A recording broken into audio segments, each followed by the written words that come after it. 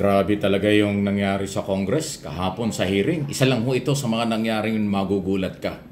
Ako, ang akin tingin dito at observation, opinion na rin, talagang lack of coordination ang mga abogado ng SMNI at saka po yung kampo ni Ka Eric.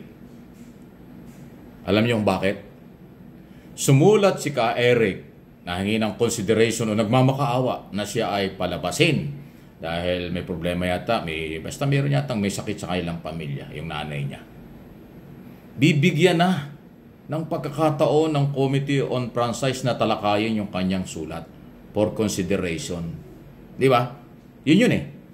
Pero alam ba nyo, nung mag-break ang komite dun sa hearing, biglang pumasok yung breaking news sa kanila na meron palang nag-file ng kaso.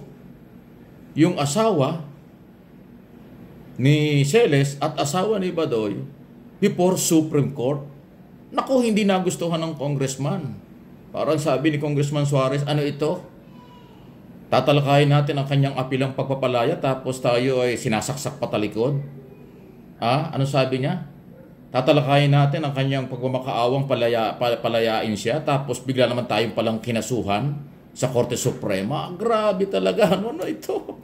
Kaya again, sa aking personal observation, lack of coordination ng mga abogado. Paano kayo makakakuha ng tama ang suporta kung ganyan? Pambira naman buhay. Talaga, oh. Eto, pakinggan nyo itong pag-uusap ng komite ng mga congressman after nilang ma-receive na sila'y kinasuhan na pala sa Korte Suprema. Consideration not entirely deny the subject matter or the request because although they have already filed cases in the Supreme Court, they can always withdraw the cases filed in the court. So, tignan po natin kung ano hong direksyon nila Celis and ni Badoy if they really want this committee to decide on the request, then there is no recourse. They have to withdraw the cases in the Supreme Court before we even start considering the request. So, Mr. Chair, I strongly suggest that we suspend consideration of this matter. Naku, ayan na.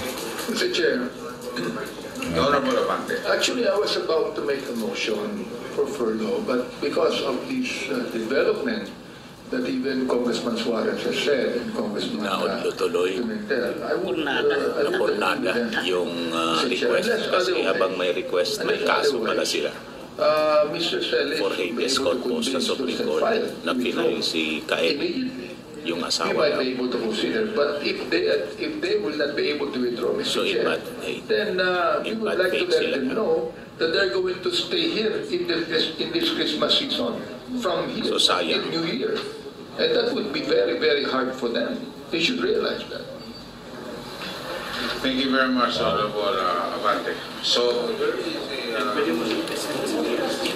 the motion of the Honorable Pimentel. The motion, Mr. Chair, I move that we suspend the consideration on the request of Mr. Celis. So move, Mr. Chair. There's motion seconded by the Honorable Senior Deputy Speaker Gonzales and the Honorable Benny Abante. The Chair, no objections on unanimous vote.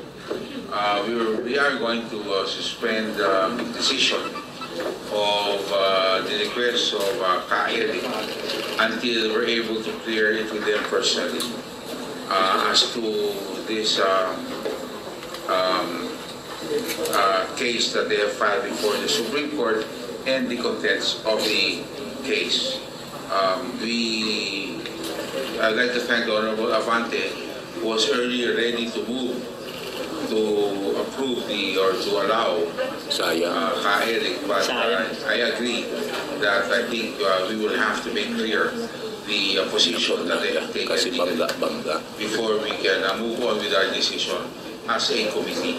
Mr. Chair, further, yes. upon hearing what Congressman Suarez has said, I think that his letter and the actuations of the loved ones that filed in Supreme Court is highly hypocritical. And we want to ferret the truth here, and we do not want anybody here that would make a big fool out of us, Mr. Chair. Thank you very much, Honorable Abante. That is very clear. So that being the case, the decision whether to grant the request of the Honorable Ka Eric for a furlough is hereby suspended until further clarification, and I would like to ask all members to, at any given time, a special session or a regular session can be, regular meeting can be called, or a special session if this happens after Wednesday. Thank you very much. So therefore, ayun na ang mabigat. Nasuspinde yung pagdinig doon sa sulat na humihingi ng pagkakataong siya'y makalaya, si Ka Eric.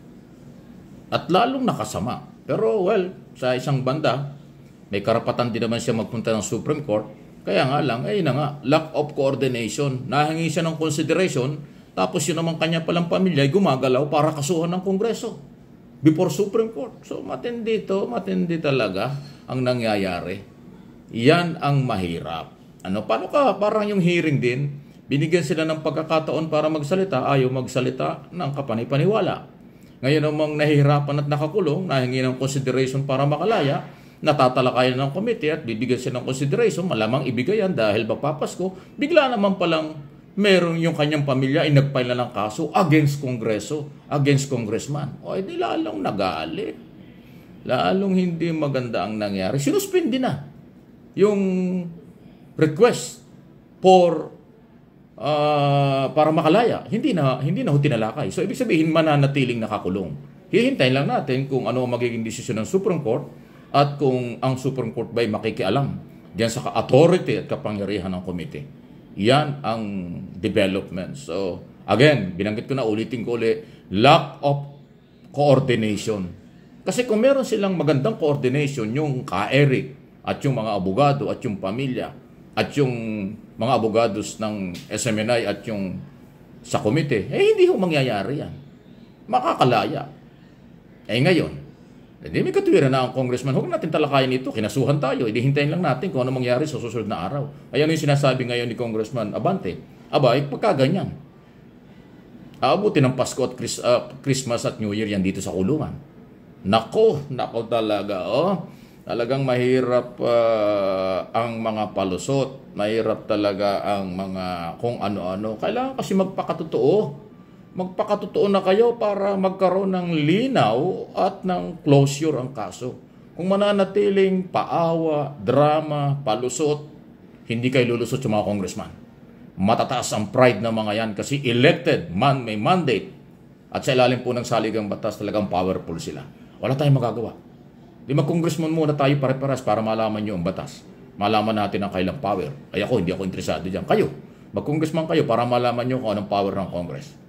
Para hindi tayo, baka akala nyo binubola ko. Kaya hindi, I know my job. At alam ko rin kung ano ang kailang authority. Ito nga pala, I know my job. Di ba? I know my job. Yun, nakasulat pala dito, kaya pala